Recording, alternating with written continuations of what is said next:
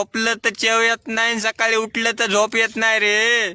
Soybean कापता कापता आपले हे सूर्य देवता असे त्रास देतात भयानक, असा त्रास देतात भयानक की बघायचं काम नाही. सावलीला गेलं की शिराळ पडतंय, सोयाबीन कापाय आलं की ऊन पडतंय. हातात आलेल्या पेनीचा जर बरोबर वापर केला नाही तर हातात इळा घेण्याची वेळ येते.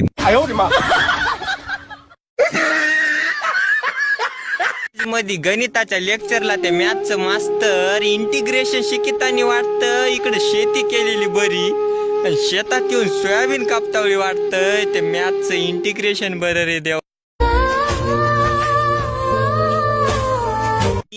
आणि शक्यतोवर 11वी-12वी मध्ये कोण्या फुलपाखराच्या नादाला लागू नका, नाही तर नंतर ते फुलपाखरू एसीच्या रूम मध्ये राहतंय आणि तुम्ही इकडे सोयाबीन कापीत असता पोट्टे हो.